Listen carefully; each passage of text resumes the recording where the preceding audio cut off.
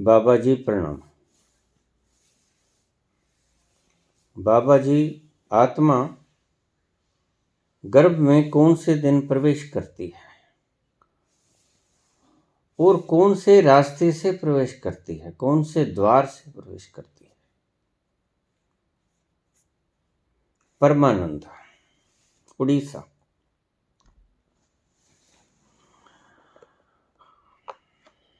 वैसे तो मैं पहले भी इस बात का जवाब दे चुका हूं। दिन का सवाल नहीं है,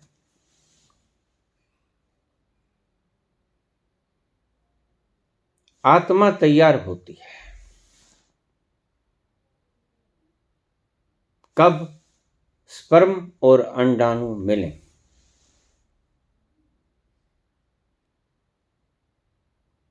प्रकृति ने जो गर्भ की व्यवस्था उसके लिए की। अब यहां थोड़ी समझने जैसी बात है। जो चेतनाएं 50% से कम, बहुत कम, 10-20% तक जागृत होती हैं, चेतन होती हैं, वह अपना गर्भ स्वयं नहीं चुन सकती। वह तो करीब करीब बेहोशी की हालत में ही प्रकृति के द्वारा उठाई जाती हैं और उनके अनुकूल गर्भ में फेंक दिया जाता है। आत्मा सहस्रार से प्रवेश करती है माता के गर्भ में। कौन से दिन प्रवेश करती है? बिल्कुल पहले दिन, आगाज, पहले आत्मा प्रवेश करती है। बिल्कुल उसी वक्त जिस वक्त स्पर्म अंडाणु से मिलता है, उसी वक्त प्रकृति आत्मा को धकेल देती है उस शरीर में, बिल्कुल छोटे से शरीर में प्रवेश करने के लिए।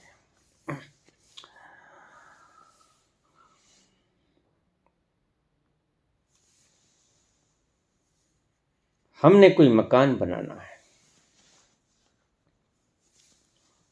प्रकृति एक बहुत बड़ी कारीगर है। देख रहे हो कितनी कुशलता से सारी संरचना की है, कितनी कुशलता से सृष्टि का निर्माण किया। साइंटिस्ट कहते हैं कि ईश्वर है। यह बात हम सबसे ज्यादा इस कारण से मान सकते हैं, ये सारे पेड़ पौधे, पत्थर, एस्ट्रॉयड्स, चांद तारे, नक्षत्र, ग्रह, आकाश गंगाएं, ब्लैक होल्स, इतने प्लैनेट्स दूर दूर का, इनके होने के कारण परमात्मा है। इसको कारण बना के हम परमात्मा को नहीं मान सकते, क्योंकि फिर प्रश्न उठेगा कि फिर परमात्मा को किसने बनाया। हम सिर्फ एक ही बात पर रोमांचित होते हैं, विस्मय से भर जाते हैं। क्या प्रकृति बनाई, किसी ने भी बनाई, बड़ी सुंदर टेक्नोलॉजी प्रयोग की गई, एक्यूरेट, जरा भी इधर उधर। ब्लड प्रेशर, सामान्य तापमान, शरीर के भीतर की सारी संरचनाएं उतनी ही होनी चाहिए। अगर उससे ज्यादा घटती बढ़ती हैं तो उसको हम कहते हैं रोग। रोग हो गया।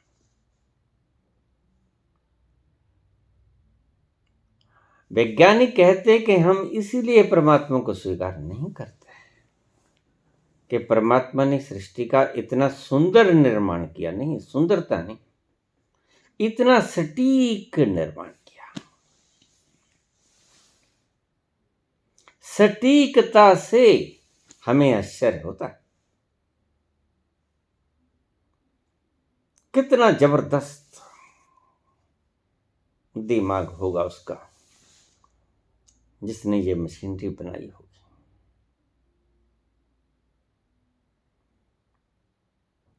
कितनी सूक्ष्मता से, सटीकता से, एक्यूरेसी से हर चीज व्यवस्थित की है। सारे नियमों को बिल्कुल सही सही बनाया है। इस चीज से हम प्रभावित होते हैं और सिर्फ इसकी सटीकता को देखकर, इसकी व्यवस्था के इतने ज्यादा एक्यूरेसी को देखकर हमारे हाथ ऊपर उठ जाते हैं कि जरूर ही कोई बनाने वाला हाथ होगा। अपने आप पैदा हो गया, ये बात माननी नहीं, यहां नहीं। सिर्फ सृष्टि को देख के मानी जा सकती है कि खुद पैदा हो गया होगा। छोड़ो क्या दिमाग खपाई कर रहे हैं, लेकिन इतना सटीक, इतना सुंदर ढंग, हर चीज वेल एक्यूरेटेड। इस बात के कायल हैं हम जब उसकी एक्यूरेसी देखते हैं। पेट के भीतर की अंतड़ियों के भीतर खाने को आगे धकेलने वाले छोटी छोटी बात, जीवा भोजन को पचाने, चबाने के लिए 32 पत्थरों के बीच में एक कोमल जीवा बोलने का काम भी करती है। और जो भोजन आप खाते हो उसको दांतों के नीचे इधर उधर करने में भी सहायता करती है। नाक, कान, आंख, मुंह, हर चीज इतनी एक्यूरेसी। इससे प्रभावित होकर हम किसी अज्ञात शक्ति को मानना पड़ता है।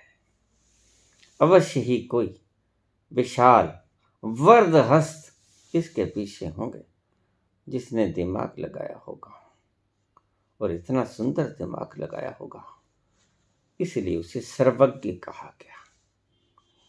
उससे ज्यादा बढ़िया और कोई नहीं जानता था, और उससे ज्यादा बढ़िया आज के डॉक्टर्स ने कितना निर्माण किया, लेकिन उससे बढ़िया नहीं बना सके।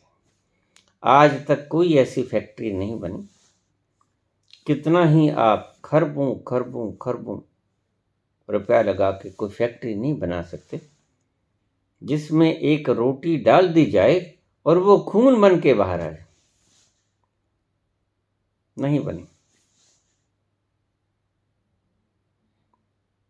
परमात्मा की सृष्टि की एक्यूरेसी देखकर हाथ बंद जाते। ईश्वर का होना हम इस बात से मानते हैं।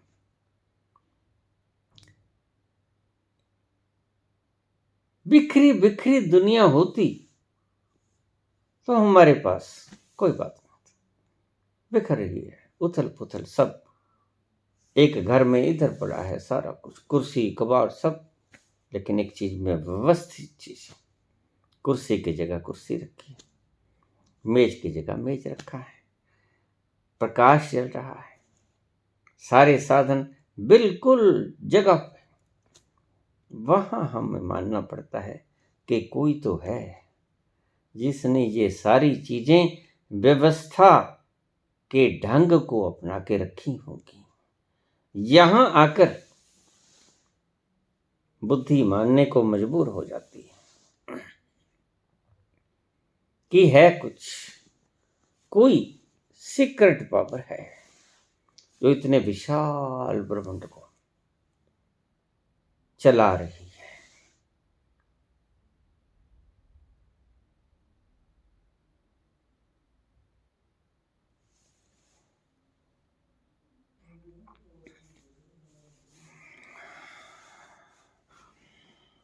एक छोटा सा प्रश्न लेंगे, बड़ा सुंदर। ऐसे प्रश्न पूछने चाहिए जिनमें कोई वास्तविकता हो, जिनके अर्थ हो। हमें दर्द हो रहा है, भयंकर दर्द हो रहा है, हम डॉक्टर के पास जाते हैं,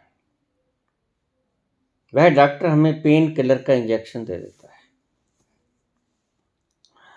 इतना स्ट्रॉन्ग पेन किलर देता है कि 6, 8, 10 घंटे हमें पेन का पता नहीं चलता। जो दर्द हुआ वो हमारी किसी कर्म के प्रभाव से हुआ, और कर्म भोग कर ही टूटते हैं। बिना भोगे कर्म टूटते नहीं। कर्म का बंधन भोग कर ही टूटता है। उस 8 घंटे में जो दर्द होना था, डॉक्टर ने टीका लगाया, क्या वो कर्म भुगत लिए गए, खत्म हो गए? बड़ा सुंदर सवाल है। ये सवाल पूछने चाहिए, ऐसे सवाल पूछने चाहिए। आपको दर्द हो रहा है, डॉक्टर के पास चले गए, किसी कर्म के कारण आपको दर्द हो रहा है। 3 तरह के कर्म बतलाए गए, संचित कर्म, प्रारब्ध कर्म, क्रियामान। 3 प्रकार के कर्म हैं। संचित कर्म तो हमारे पहले जन्म से लेकर आज तक जो हमने कर्म किए, सब उसमें संग्रहित होते हैं, उन्हें संचित कर्म कहते हैं।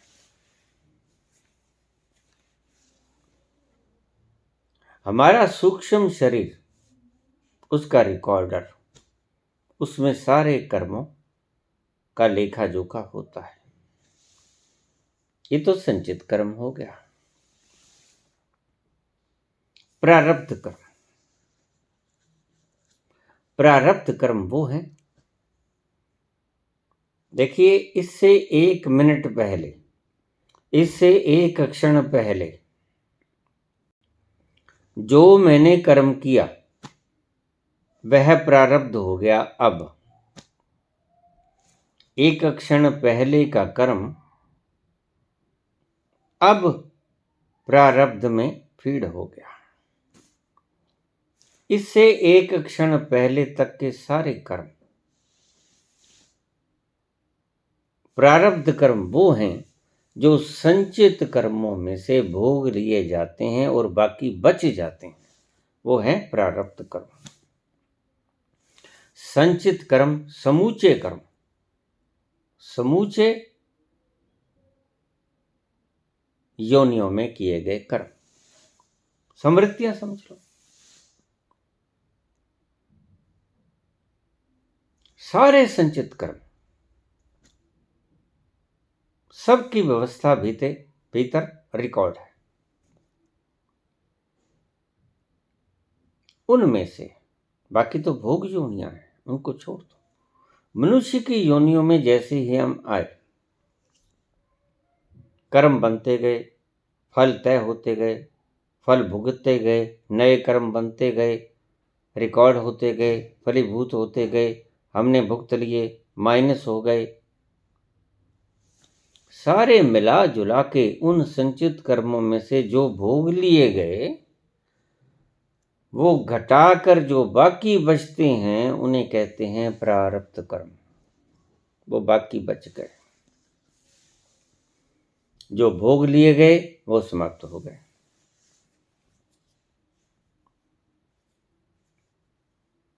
सिर्फ उनकी स्मृतियां बची।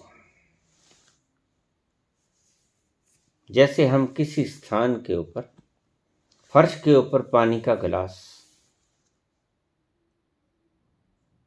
बिखेर दें, वह पानी किसी दिशाओं में जाएगा, किन्हीं दिशाओं में होता होता पानी समाप्त हो जाएगा, सूख जाएगा। लेकिन वो पानी जिस जिस रास्ते से गया, तो आप पाओगे वहां वहां वो अपने निशान छोड़ गया कि इस रास्ते से गया था। उन छोड़े हुए निशानों को हम कहते हैं संस्कार।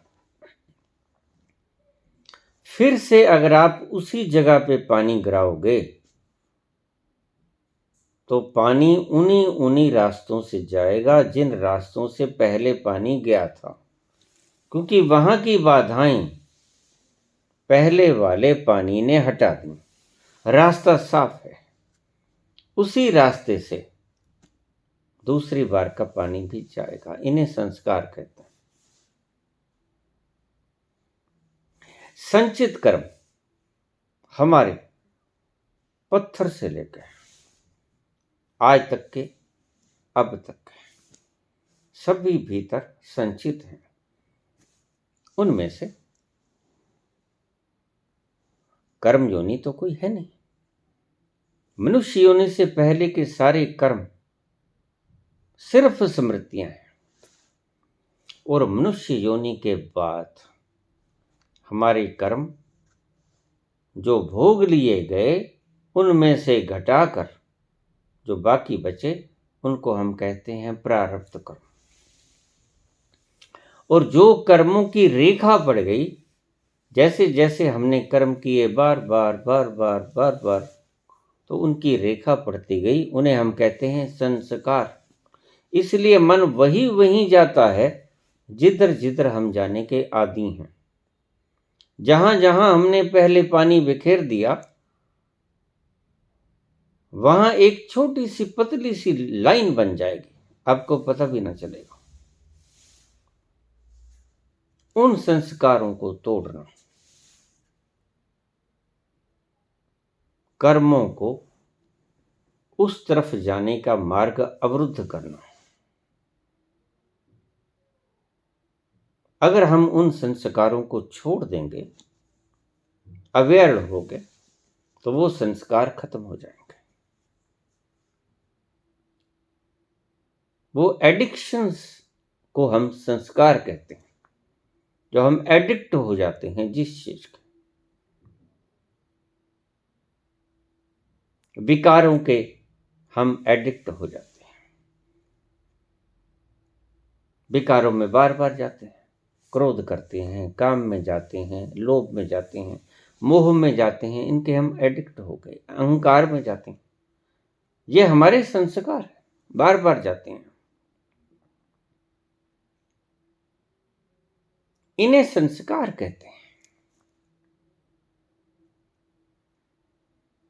हमारे दर्द हो रहा है, निश्चित ही हमारे किसी कर्म का परिणाम सामने आ गया, दर्द शुरू हो गया, खोज कर ली गई,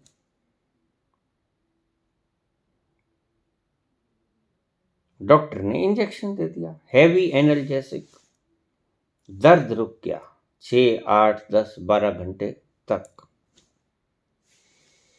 तो क्या उस दौरान जो हमने भोग भोगना था दर्द के रूप में, क्या वो खत्म हो गया? नहीं खत्म हो गया, वो कैरी फॉरवर्ड हो गया। अगर हम उस दर्द में सो भी गए और उसको हम महसूस न कर सके दर्द को, वो भी नहीं कटेगा। दर्द को जाग के जब तक नहीं भोगेंगे, तब तक वो कटेगा नहीं। सोए सोए अगर दर्द को भोगेंगे, नहीं कटेगा।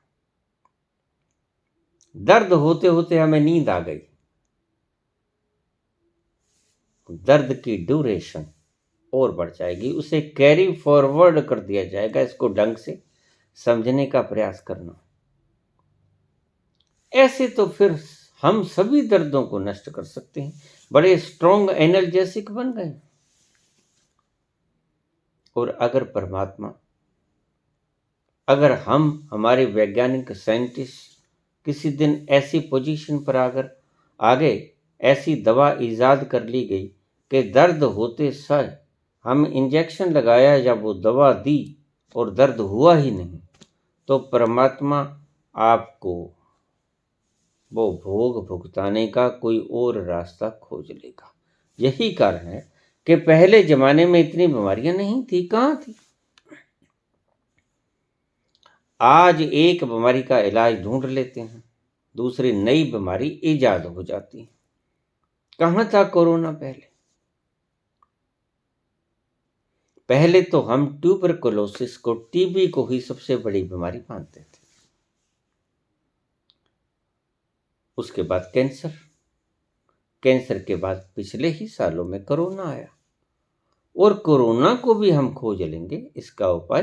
तो परमात्मा आपको दुख देने का कोई और ढंग सोच लेगा, उसके घर में कोई कमी नहीं है, उसने भोग तो आपको भुगतवाने ही है।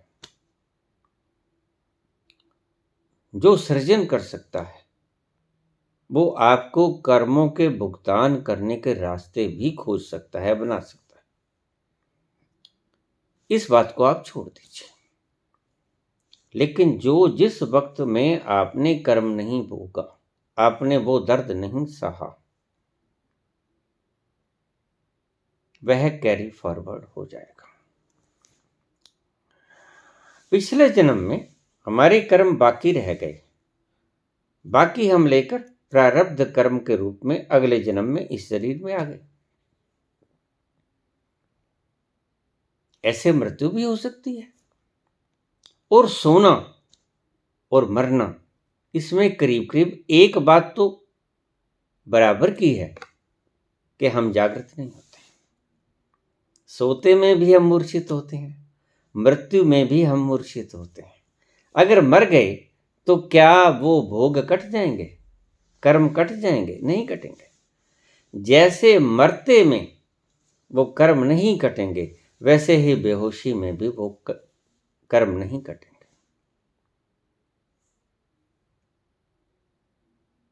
डॉक्टर ने हमें कोई सेडेशन देके, कोई एनाल्जेसिक देकर, कोई एनेस्थीसिया देकर हमारा दर्द रोक लिया, जो कि हमने उस काल में भोगना था। हम उसको भोग नहीं सके। हमने डॉक्टर से कहा कि आप इंजेक्शन दो, ज्यादा दर्द है, हम कहते हैं और स्ट्रॉन्ग एनाल्जेसिक दो। ऑपरेट करते वक्त बहुत दर्द होता, हम डॉक्टर को कहते हैं एनेस्थीसिया दे दो, स्ट्रॉन्ग एनेस्थीसिया दे दो। लेकिन बेहोशी के क्षण में हम कुछ नहीं भोग सकते। वो जो भोगना था हमने दुख,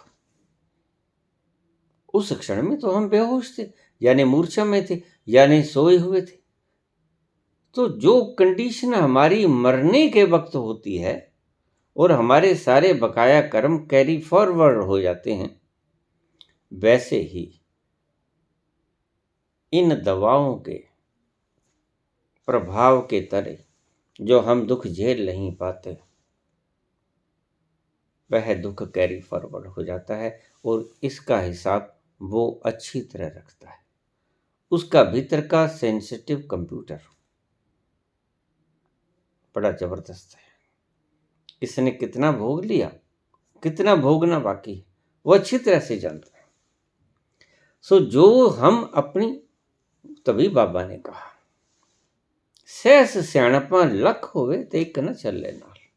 तुम कितनी ही सियाणप बरते जाओ, दर्द निवारक चीजें लेते जाओ, लेकिन तुम्हारे एक न चले नाल, तुम्हारे वो सियाणपे बरतने से आपका जितना दर्द आपने जागृत में भोग लिया, क्षमा करना, जितना दर्द आपने जागृत में भोग लिया,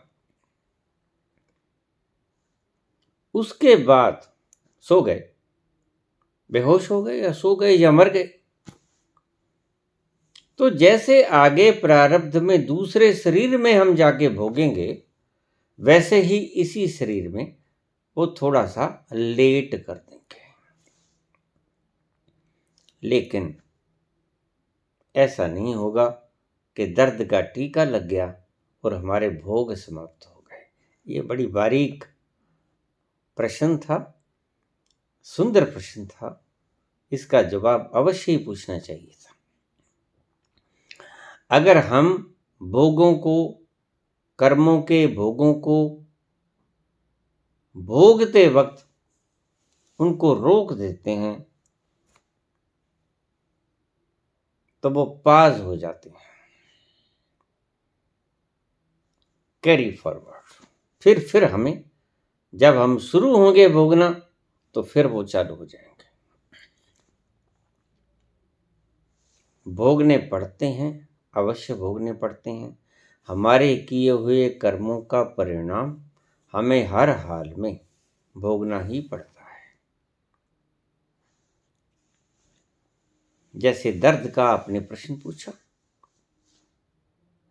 इंजेक्शन जितनी देर लगा रहेगा उतनी देर तक हमें पता नहीं चलेगा। जैसे हम सो गए, वैसे हम बेहोश हो गए, जैसे हम मर गए। ये तीनों बातें बराबर है। और जो मरने की स्थिति में होता है, सारे कर्म हम उठा के घर बदल लेते हैं, कैरी फॉरवर्ड हो गया। वैसे ही मूर्छा की स्थिति में भी कैरी फॉरवर्ड हो जाता है। बेहोशी के क्षण में भी कर्म आगे धकेल दिए जाते हैं प्रकृति के द्वारा। जो भोगे नहीं गए वो फिर भोगने पड़ेंगे। ये प्राकृतिक व्यवस्था है। किए हुए कर्म भोगों के बिना नष्ट नहीं होते। धन्यवाद।